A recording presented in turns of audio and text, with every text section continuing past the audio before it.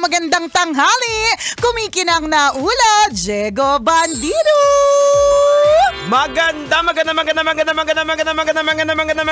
Magandang tanghali. Kumikinang ina. Diko. Ano? Yala. Ano? Ay. Ayan tayo, naalala ko na naman yung kaibigan kong nahumaling sa isang singer ng banda. Oy. Pero hindi naman to sikat na banda, so wala tayong chinichismis. Okay. Parang show band, tama Okay, ba? Nagpo-perform sa mga bar, ganyan. So lagi siyang kinakantahan kapag halimbawa pumupunta siya doon sa bar na yun, tinititigan siya sa mata, ganyan. Pero ilang beses niya na nakitang may kasamang asawa. Piling asawa, tsaka may mga anak pa minsan, may mga ganun. Pero pinursu pa rin ng friend ko. Ay, nakakalungkot Tapos naman. nakakaloka, umiiyak. Hala, Bakit daw siya niloko? Tapos sabi ko, hala, di ba una pa lang alam mo na?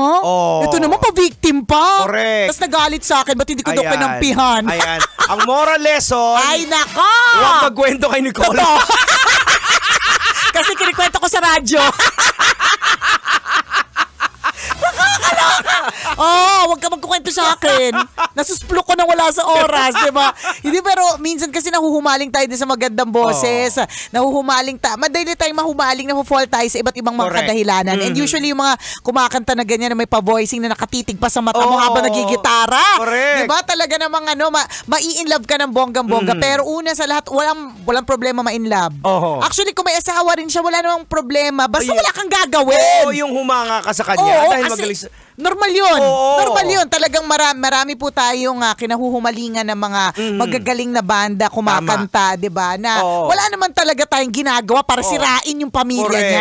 Pero yung kinikindatan ka at medyo malagkit na yung tingin sa'yo, red flag na yan. Red flag. Sobrang red flag. Down, correct. Red flag talaga. Ganun talaga. Minsan the only way for us to learn is to go through it. Tama. Minsan, di ba? Yung kailangan, maiisip mo bakit ko kailangan pagdaanan yung sakit. Pero kasi kapag dinaanan mo yung sakit, saka ka talaga natututo dito. Correct. Di ba? Nakakalurky. May mga rason kasi yung mga bagay-bagay na nangyayari. Totoo. Parang yung kakilala natin. Naalala ko lang. Nirigaluhan siya ng kanyang boyfriend dati. Ng weighing scale. Ay, naku, totoo. Di ba? Yung pala, ang sama ng loob niya. Kasi bakit yun naman ang niregalo sa kanya? Binigyan niya ng wallet, tapos di ba, binigay sa kanya timbangan. Hindi ako makamubon. Pero, pag nakita, mamamangha ka dun sa wisdom. Correct, sa purpose. Sa purpose kung bakit. Yung pala, ang purpose kung bakit niya niregaluhan ng timbangan, yung kanyang mahal sa buhay, para daw merong timbangan yung kanilang mga luggages sa kanilang future travels. So, ibig sabihin, look after for future travel. Yan. Alam mo, minsan bago rin sumama yung loob natin sa mga bagay-bagay, isipin din natin yung logic nila.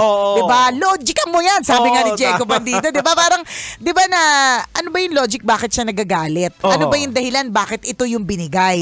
Ano ba yung dahilan bakit hindi siya pumayag? Diba? Minsan may ganun bakit kaya ako hindi pinayagan? Correct. Parang ikaw, alam ba, nagpapaalam ka sa nanay mo, lahat ng kaibigan mo pinayagan sa gimmick, ikaw lang hindi. Diba? Ayan, tama. Minsan, ang nangyari na lang sa atin, sumasama na lang yung loob. Correct. Hindi natin iniisip, ano ba yung logic behind it? Bakit nga hindi ka pinayagan? Siyempre, iisipin mo ngayon. Maaalala mo na nung huli kang pinayagan, anong ginawa mo? Gumapang ka pa uwi. Yeah. Kapag gaganyan, hindi ka na ulit papayagan. Kailangan, you have to prove yourself na responsable ka na bago ka payagan ulit. Di ba? Ang sabi naman, ano yung mga logic na pinagsasabi nitong dalawa? Alam niyo po, mga kabisyo, dito kasi kuminsan tayo nadidisgrasya Pag hindi tayo gumagamit ng logic at emosyon, ang ginagamit natin sa pagdesisyon. Correct. Doon yung mga nabubuntis. Totoo yan. Totoo yan. Alam mo, kung halimbawa, hindi ka pinayagan ng nanay mo at tatay mo na lumabas ng late, ganyan. Pwedeng kasi nga ang dahilan ng history is baka si Mudra mismo maagang nabuntis. Nag-umpisa lang din lang sa night out, 'di ba? So careful din siya. Nakita niya kung gaano kahirap yun O di kaya na-profile niya na yung boyfriend. Correct, pwede. Manyakol ng taon. Di ba? Pwedeng ganun yung datingan. So, isipin din natin kung bakit. Bago tayo mag-react. Correct. Ngayon, kung sa tingin mo parang, pwede ka naman argue. Di ba? Pwede mo namang ilaban yung paniniwala mo. Pero siguraduhin mo muna na iniisip mo muna. Na may logic din yung argument mo. Oo, correct. Kasi talo ka doon. Kasi ito, kasama ko naman sila. Yan. Ganito. Totoo. Hindi naman po kaming dalawa lang. Diba? Na-justify mo. Correct. Tapos ano po ito, birthday, minsan lang siya, bihira lang siya mag-celebrate. Correct. Di ba? Mga ganon na merong ka ring maayos na logic na pagpapaliwanag. Ganon. Pag sabi ng okay. Yun. Sige, ba't hindi mo kagad kasi sinabi? Ganon, di ba? Tapos sunod na buwan, buntis ka. Ayan. alam mo naalala ko tuloy yan. 'Di ba? Natanda mo nung iinuman tayo. Alam mo na umiinom ako noon, no? Wala kasing option ng hard kasi nung nung options ayoko yung anyways. Parang napag-usapan natin yung trip to Thailand. Kasi sinasabi ko nga dito kay Diego, yung isang parte na yun ng Bangkok, parang Sodom and Gomorrah talaga. Parang talagang makasalanan talaga yung mga tao. Pero kasi naaaliw kasi ko. Alam mo yun, not for the yung part ng kahalayan naaliw lang kasi ko sa talent. Para sa akin talent kasi isipin mo yung anes ni ate girl kayang magpatalsik ng ping-pong ball tapos i-shoot dun sa kabilang parte ng table.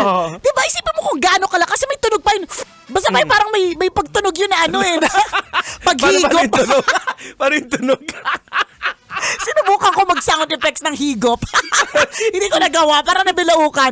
Diba? So, maririnig mo talaga yung higop ng anis ni ate girl, tapos yung pagtalsik. So, nakakatawa siya, pero kung tutusin, ang pangit, diba? So, anyways, meron akong sinama dyan. Kaya nga laging pagka yan yung usapan, pansinin mo, bida-bida asawa ko. Kasi tawang-tawa siya dyan. Tapos nagsasama talaga siya ng mga tao. Kasi nakakaaliw siyang panood din Ano po siya, isa po siyang tawag sa Bangkok is ping pong show. So yung show na yon, yung mga babae doon mga kasing tanda po ng tita ninyo. Tita namin ni Diego. Hindi na kami, tita-tito kami, diba? Tita namin, ganon. Tapos sila yung mga kaya po nang magsulat ng anis nila ng Welcome to Thailand. Kakaiba talaga mambihira. So anyways, so meron siyang sinama doon na one time na na couple, part ng tour Yung couple na yun, lalo na yung babae, talagang alam mo yung parang alam mo talagang Jegs, hindi makabasag pinggan. Talagang ang kipot, alam mo talagang masikip, talagang makipot ang bibig, hindi nagsasalita, ganun.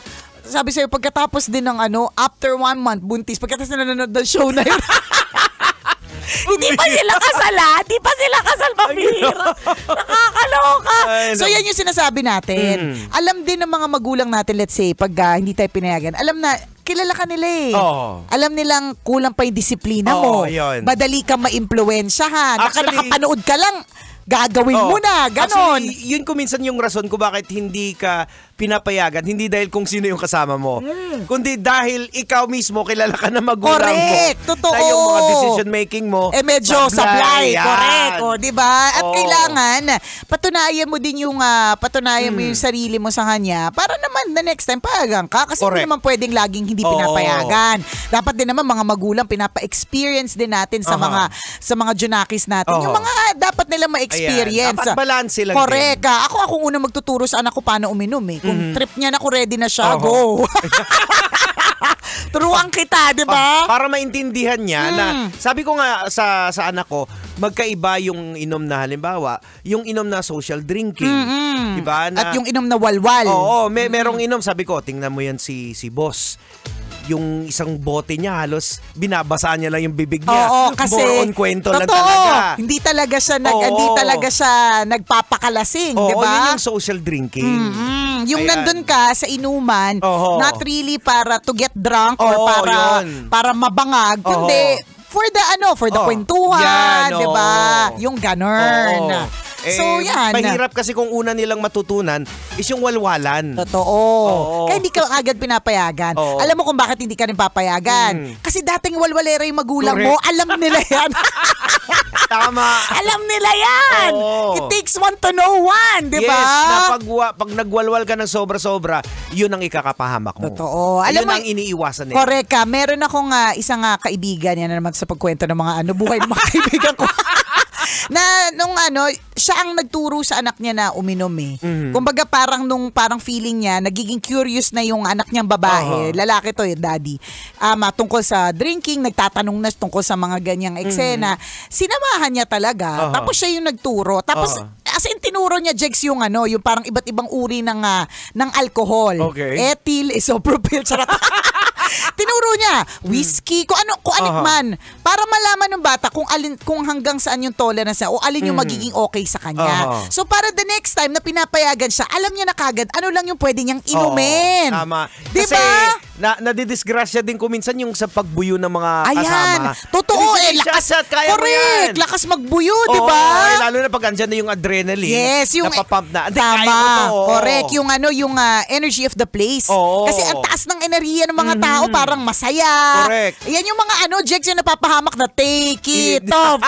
Take it off, diba? 5 minutes, walang mali siya. Diba? At kapag ka medyo mahina-hinakan nila lang, pwede mo talagang gawin, tapos pagsisisihan mo sa huli. Diba?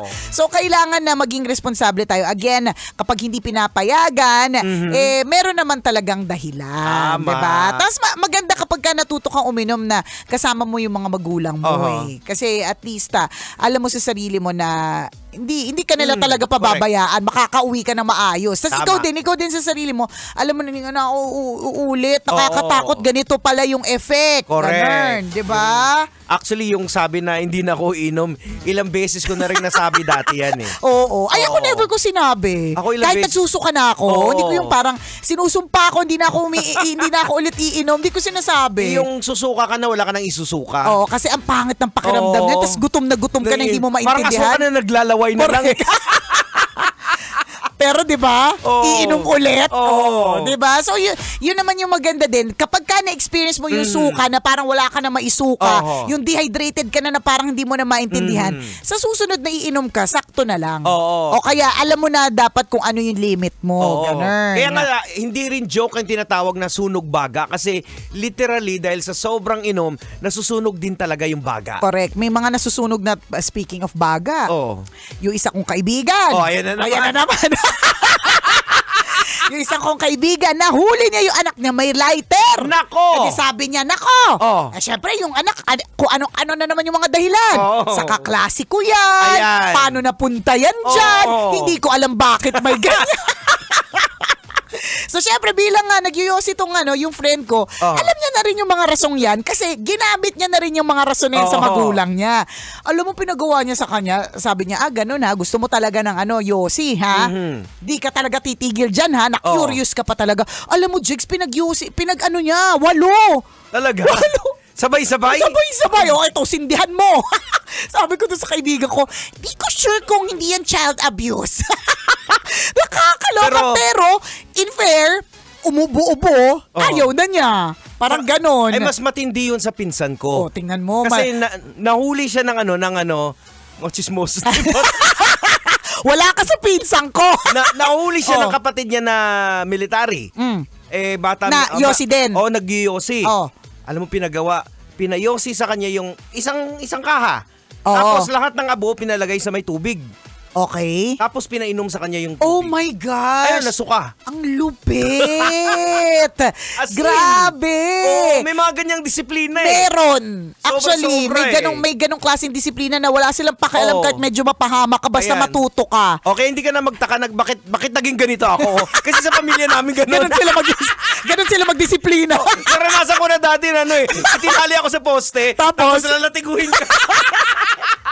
Kaya ba ang dati mong pangalan ay Diego Latigo? Nakakaloka. Uy, pero in fair ako naniniwala ako na madami mang ganyang mga kwento, yung batch natin. Feeling ko lumaki namang ding maayos. I mean, may parte na nagdi-discover tayo about ourselves, yung may mga version tayo of ourselves na buti na lang talaga hindi pa uso ang social media kasi nakakahiya talaga, di ba? Pero, di ba, you'll grow up to be more responsible, wisdom-filled, ganyan. At feeling ko mas matibay. O sa amin na lang magkakapatid di ba? Dalawa lang kami magkakapatid. Yung mas nakakatanda akong kapatid na babae, feeling niya nanay siya kasi wala yung nanay namin So, pinapalo-palo niya ako. Ayun, hinabol ko siya ng kutsilyo.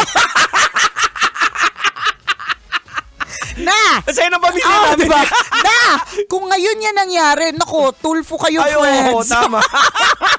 Sumbong kayo ng mga kapitbahay, diba? Pero close kayo na ate mo. Oo naman. Diba? So ngayon parang ako yung naging mas matanda, parang siya yung bunso. Diba? May ganun siya. Hindi namin sinasabing tama at parang habulin mo ng saksak yung kuya mo. Diba? Wala tayong sinasabi nun. Pero late pa ako ng mga 10 years old, mga ganun, or 9. Pero ang sinasabi lang natin, minsan may mga ganyan talaga. Pampatibay din po yan ng sikmura.